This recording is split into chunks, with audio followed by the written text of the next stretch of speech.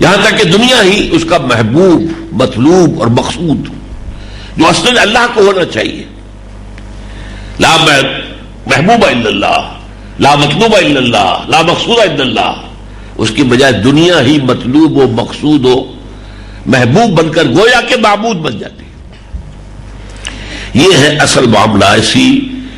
اس دنیا کی رونقیں، اس کی چہل پہل، اس کی تعیشات، اس کی آسائشیں، اس کی چمک دمک، اس کی شان اور شوکت.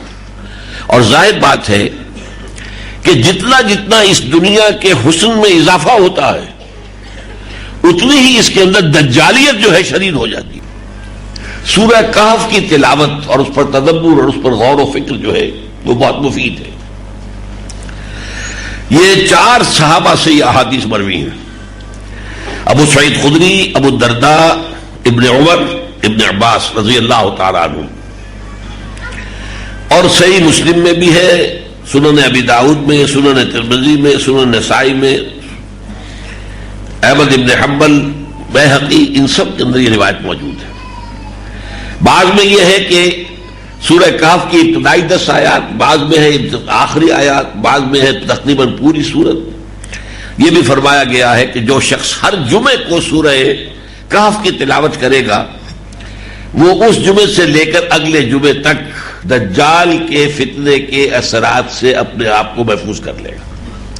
یہ تیسرا پہلو ہے. تو یہ 3 اعتبارات سے حدیث کے اندر دجال کا ذکر ہے، لیکن جیسا کہ میں نے عرض کیا قرآن مجید میں اس کا کوئی ذکر نہیں. اب آئیے اس دجالیت کے فتنے کا پس منظر کیا ہے. قرآن حکیم کا مطالعہ کیا جائے اور یا پھر خاص طور پر سورہ کہف کا، کیونکہ پورے قرآن مجید کے اندر سورہ کہف کا خاص ایک اس کی مناسبت ہے اور وہ بچاؤ کا ذریعہ بنتی ہے فتنہ دجال سے، تو اس پر تدبر کی بہت ضرورت ہے. اس پر غور کرنے سے معلوم ہوتا ہے، یہ بات آپ کے لیے نئی ہوگی، عجیب ہوگی، کہ اصل دجال یہ دنیا اور حیات دنیاوی ہے. یہ ہے اصل دجال. کیوں؟ یہ انسان کو اللہ اور اس کی آخرت سے غافل کر دیتی ہے، اپنے اندر گم کر لیتی ہے. کافر کی یہ پہچان کہ آفاق میں گم ہے، یہ گمشدگی کی حالت جو ہے، یہ دنیا جو ہے اپنی محبت میں گرفتار کر کے انسان کو اللہ سے محجوب کر دیتی ہے. یہاں تک کہ دنیا ہی اس کا محبوب، مطلوب اور مقصود جو اصل اللہ کو ہونا چاہیے. لا محبوب الا اللہ، لا مطلوب الا اللہ، لا مقصود الا اللہ، اس کی بجائے دنیا ہی مطلوب و مقصود و محبوب بن کر گویا کہ معبود بن جاتی. یہ ہے اصل معاملہ. اس دنیا کی رونقیں، اس کی چہل پہل، اس کی تعیشات، اس کی آسائشیں، اس کی چمک دمک، اس کی شان اور شوکت. اور ظاہر بات ہے کہ جتنا جتنا اس دنیا کے حسن میں اضافہ ہوتا ہے اتنی ہی اس کے اندر دجالیت جو ہے شدید ہو جاتی ہے، کشش زیادہ ہو جاتی ہے. جیسا کہ ہم میں سے کوئی شخص پہلی مرتبہ امریکہ جائے تو بھوچکا ہو جاتا ہے دیکھ کر یہ دنیا، اور آپ کو معلوم ہے جس طریقے سے وہ بھوچکا ہو جاتا ہے اسے محسوس ہوتا ہے کہ اصل شے تو یہی ہے، ہم کس چکر میں پڑے ہوئے ہیں. یہ ہے وہ اصل جو کہ اس کا فتنہ ہے. اب آئیے سورہ کہف میں ایک عجیب نقشہ سامنے آتا ہے اگر آپ نے اس پر کبھی غور کیا ہو. اس کے پہلے رکوع میں بھی جس کے بارے میں فرمایا وہ دجالی فتنے سے بچانے میں خاص تاثیر ہے. ایک آیت ہے ایک ستون کے مانند، آخری رکوع میں بھی اس کا جو نتیجہ ہے وہ ہے ایک ستون کے مانند. پہلے رکوع کی آیتیں میں نے آپ کو سنائی ہے. انا جعلنا ما علی الارض زینۃ لہا، یہ زینت کے لفظ کو نوٹ کیجئے. ہم نے جو کچھ زمین پر ہے اسے اس کی آرائش بنا دیا ہے، زینت بنا دیا ہے، زیبائش بنا دیا ہے. انا جعلنا ما علی الارض زینۃ لہا لنبلوہم ایہم احسن عملا، تاکہ ہم انہیں آزمائیں کہ ان میں سے کون ہے اچھے عمل کرنے والے. کسی نے بہت اچھا شعر کہا تھا کہ رخ روشن کے آگے شمع رکھ کر وہ یہ کہتے ہیں ادھر جاتا ہے دیکھے یا ادھر پروانہ آتا ہے. یہ دنیا کی زینت، اس کی زیبائش، اس کی آرائش، آیا اسی کا دیوانہ بن کر رہ جاتا ہے، اسی میں گم ہو جاتا ہے، اسی کا طالب بن جاتا ہے، یا یہ کہ اس کے اندر اللہ کی محبت، والذین آمنوا اشد حبا للہ، جو ایمان کی لازمی علامت ہے. جو لوگ حقیقتاً مومن ہیں وہ شدید ترین ہیں اللہ سے محبت میں. بھئی یہی دو پولز ہیں، یا ادھر یا ادھر. تو رخ روشن کے آگے شمع رکھ کر وہ یہ کہتے ہیں ادھر جاتا ہے دیکھیں یا ادھر پروانہ آتا ہے. اب یہ جو ہے اس کا جو نتیجہ نکلتا ہے وہ ہے سورہ کہف کے آخری رکوع میں قُلْ هَلْ نُنَبِّئُكُمْ بِالْأَخْسَرِينَ أَعْمَالًا.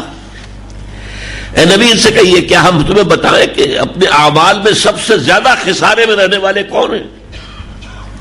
بھاگ دوڑ تو سب کر رہے ہیں صبح سے شام تک، دن رات، کون اپنی سی کوشش نہیں کر رہا ہے.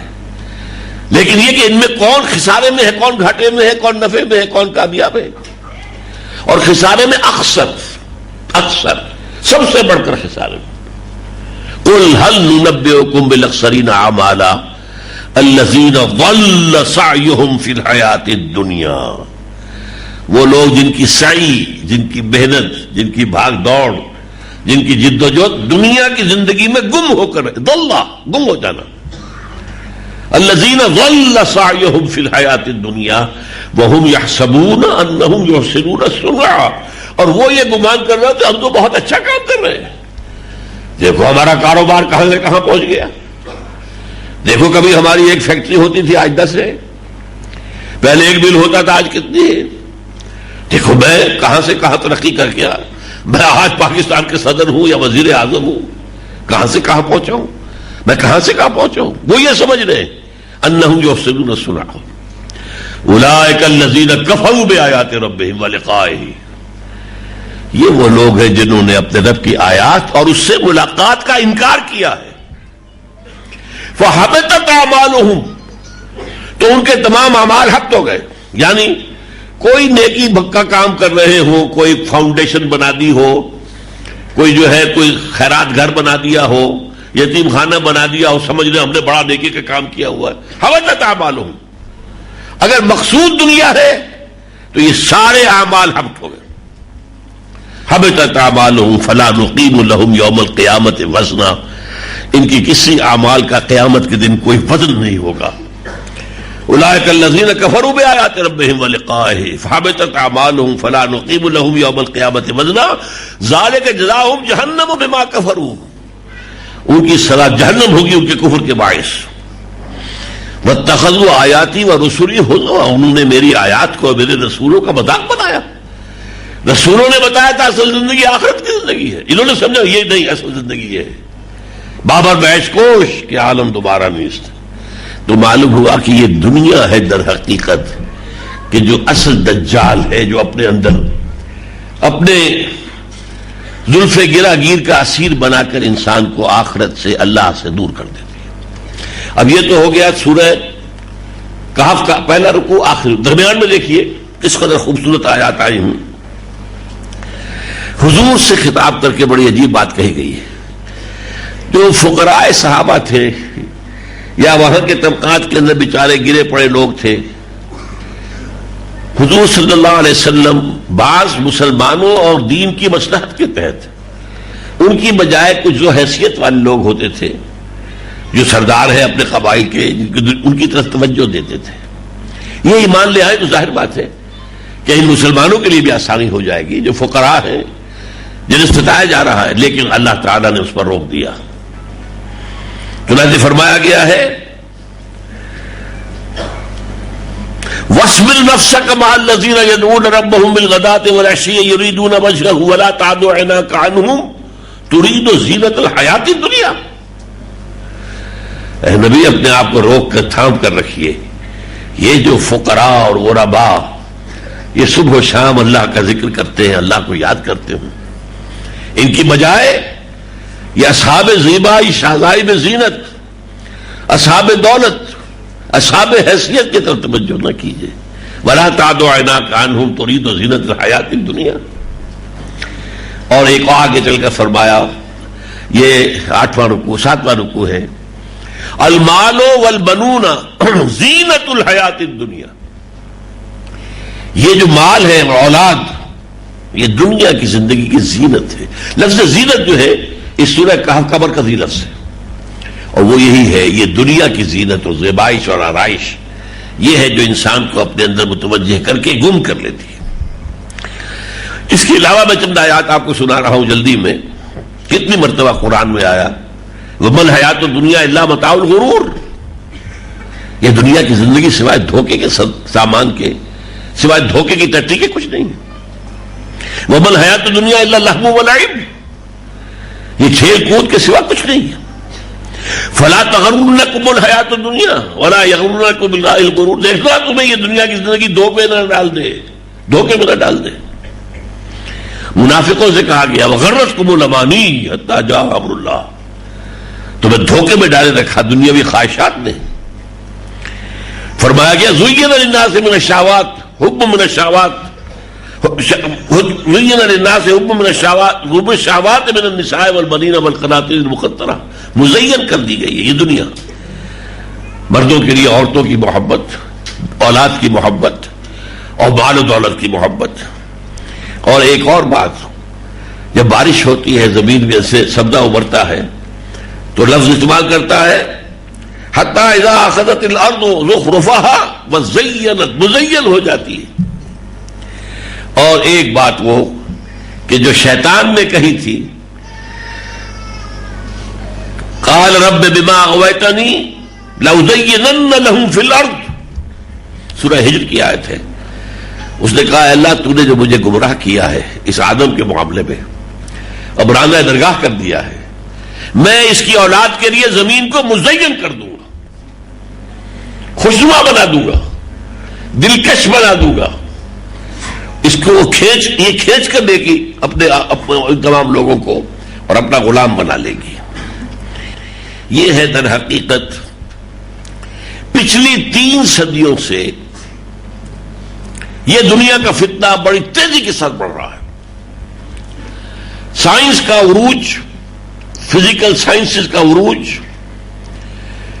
فطرت کی خابیدہ قوتوں کا انسان نے اس کا اکتشاف، پھر کنٹرول، اس مادے کے اوپر جو غلبہ حاصل ہوا ہے، جو نئی نئی ایجادات ہیں، جو آسائشوں کا سامان ہے، جو سہولتیں ہیں، ان سب نے دنیا کی زندگی کو زیادہ سے زیادہ حسین بنا دیا. اور یہی فتنہ بڑھتے بڑھتے جو ہے آج اپنی انتہا کو پہنچا جاتا ہے. اس فتنے کا ایک تاریخی پس منظر میں آپ کو بتا رہا ہوں. دیکھیے ہمارا ایمان ہے، چند باتیں بہت اہم ہیں، ذرا جلدی کے ساتھ نوٹ کرتے جائیے. یہ ہمارا فلسفہ پورا ہے دین کا. ہمارا ایمان ہے کہ اللہ تعالیٰ نے سب سے پہلے عالم امر کو پیدا کیا، جس سے متعلق ہے ملائکہ کرام اور ارواح انسانیہ. پھر بگ بینگ، اس سے مادی کائنات کی تخلیق کا آغاز ہوا. یہ جو عظیم سلسلہ ہے بگ بینگ کے بعد، یہ ارب سال کے بعد انسان کی تخلیق پر اپنے کلائمیکس کو پہنچ گیا. دس از دی کلائمیکس آف کریشن. یہ جو آج آپ کہتے ہیں کہ ایوولوشن ٹری کے ٹاپ پر کھڑا ہومو سیپینس، بہرحال آپ اس فلسفے کو مانیں نہ مانیں، اسے دفع کریں، لیکن اس میں تو کوئی شک نہیں. مسجود ملائک ہے، یہ تمام مخلوق میں بہتر ہے، اللہ تعالیٰ کا خلیفہ بنایا گیا ہے، فرشتوں کو اس کے سامنے سجدہ کروایا گیا ہے، تو ظاہر بات ہے اس میں کسی شک و شبہ کی گنجائش نہیں. اشرف المخلوقات ہے. البتہ اس سے پہلے ایک اور کریشن ہوئی تھی جنات کی. یہ جو جنات ہیں، کیونکہ ان کا مادہ تخلیق جو ہے آگ، قرآن کہتا ہے، بار بار کہا ہے وَالْجَانَّ خَلَقْنَاهُ مِنْ قَبْلُ مِنْ نَارِ السَّمُومِ، آگ. اپنے اس مادہ تخلیق کے اعتبار سے انسان کا جو جسد حیوانی ہے اس کے مادہ تخلیق سے وہ برتر ہے. یہ خاک سے بنا ہے. روح کو علیحدہ کر دیجئے، روح بہت برتر ہے، بہت برتر ہے، بہت برتر ہے. لیکن اگر روح سامنے نہ رہے، روح کو ہٹا دیں، انسان بحیثیت حیوان جسد حیوانی کے اعتبار سے جنات سے بہت کمتر ہے، بہت کمتر ہے. یہی وجہ ہے کہ جب سجدے کا حکم دیا اور اس نے انکار کیا تو اس نے یہی کہا تھا انا خیر منہ خلقتنی من نار وخلقتہ من طین. اے اللہ میں اس آدم کو سجدہ کروں، میں اس سے بہتر ہوں. تو نے مجھے آگ سے پیدا کیا ہے اور اسے جو ہے مٹی سے پیدا کیا ہے. اب آگے چلیے. اس آدم کو خلافت عرضی عطا کی گئی. نمبر 1، جب خلافت عرضی عطا کی گئی تو سارے فرشتوں کو اس کے سامنے جھکا دیا گیا. گویا کہ اس کائنات کے جو کارکنان قضاء و قدر ہیں وہی فرشتے ہیں نا، ان کو تابع فرمان بنا دیا گیا ہے انسان کے. نمبر 1. اور نمبر 2، اس پوری کائنات کو مسخر کر دیا انسان کے لیے. میں ایک طویل عرصے تک یہ سمجھتا رہا تھا کہ یہ صرف یہ جو ہماری یہ دنیا ہے، کیونکہ خلافت عرضی دی گئی آدم کو، لہذا اس دنیا کو اور اس سے متعلق چیزوں کو مسخر کیا گیا. لیکن قرآن مجید میں حیران رہ گیا ہم. سورہ لقمان میں فرمایا گیا الم تروا ان اللہ سخر لکم ما فی السماوات و ما فی الارض. کوئی شے رہ گئی اس سے باہر کائنات کی؟ اور اسی دوبارہ فرمایا سورہ جاسیہ میں سخر لکم ما فی السماوات و ما فی الارض منہ جمیعا. کوئی شک نہ رہ جائے تمہیں، یہ پوری کائنات یہ در حقیقت انسان کے لیے مسخر کر دی گئی. اب اس انسان کو اللہ تعالی نے 2 علم عطا کیے. یہ بہت اہم نکتہ ہے، اس کو سمجھیے. اور یہ سورہ بقرہ میں جہاں آدم کی خلافت کا ذکر ہے اور سجدے کا ذکر ہے 4 رکوع میں، اس کی ابتدا اور اختتام پر یہ 2 علم ہے. علم آدم الاسماء کلھا. اس کائنات مادی کے تمام علم آدم کو پوٹینشلی بالقوہ عطا کر دیے گئے. نمبر 1، البتہ یہ بالقوہ پوٹینشلی کہا ہے میں نے، یہ وہ ہے کہ جو پھر بعد میں ایکسفولیشن ہوئی ہے اس علم کے حصول کا ایپریٹس رکھ دیا گیا. یہ حواس خمسہ ہے، اس سے ڈیٹا جمع کرو، اس دماغ کے کمپیوٹر سے پروسیس کرو اور کائنات کو سمجھو، فطرت کی قوتوں کو پہچانو، عناصر کو پہچانو. یہ علم پوٹینشلی جیسے آم کی گٹھلی میں پورا آم کا درخت ہے، ایسے ہی وہ علم آدم الاسماء کلھا، یہ پورا علم دے دیا گیا. وہی علم ہے جو آج پھیل رہا ہے اور اب تو اس کا ایکسپلوژن ہوا ہے. پچھلے 100 سال میں ایکسپلوژن ہوا، بڑا دھماکہ ہوا. یہ ہیروشیما کے دھماکے سے کم نہیں ہے جو ایکسپلوژن نالج کا اس وقت دنیا کے اندر ہے. اندازہ ہی نہیں، کوئی انسان جان ہی نہیں سکتا. ہر شعبے کے اندر اتنی بات آگے بڑھ چکی ہے کہ آپ اپنے شعبے کا ہی جو ہے احسان نہیں کر سکتے، کسی اور کا کیا کریں گے. اور دوسرا علم وَإِمَّا يَأْتِيَنَّكُم مِّنِّي هُدًى، علم ہدایت، وہی کا سلسلہ جاری کیا گیا تاکہ تمہیں معلوم ہو تمہیں کرنا کیا ہے. دنیا کو تسخیر کرو لیکن استعمال کاہے کے لیے کرو گے یہ تمہیں ہدایت بتائے گی. اس کا غلط استعمال نہ کرنا. اس کا غلط استعمال کرو گے تو اے روشنی تبا تو من بلا شدی، تو وہی تمہارا علم جو ہے تمہارے لیے ہلاکت اور تمہارے لیے بہت بڑا عذاب کا ذریعہ بن جائے گا. اس ایک آنکھ، میں اس کو 2 آنکھوں سے تعبیر کرتا ہوں، اس ایک آنکھ سے دنیا کو سمجھو، پہچانو، اس کی خابیدہ ڈورمنٹ جو نیچرل فورسز ہیں ان کو سمجھو، ان کا اکتشاف کرو، پھر ان پر قبضہ کرو، تسلط کرو، استعمال کرو، یہ سارا کام کرو. یہ ایک علم ہے یہ. اور دوسری آنکھ جو ریسیو کرتی ہے، اس کو آپ دل کی آنکھ بھی کہہ سکتے ہیں، لیکن میں یہ 2 آنکھیں کہہ رہا ہوں. اس لیے کہ دجالی تہذیب کو کہا گیا یک چشم، دجال ایک آنکھ والا ہوگا۔ یہ دو آنکھیں اللہ نے دی تھی انسان کو کہ اس سے یہ کائنات کا علم حاصل کرو، اور اس سے اس علم کو استعمال کیسے کرنا ہے، کرنا کیا ہے، جانا کدھر ہے، صراط مستقیم پر کیسے چلنا ہے، اس کو اختیار کرو۔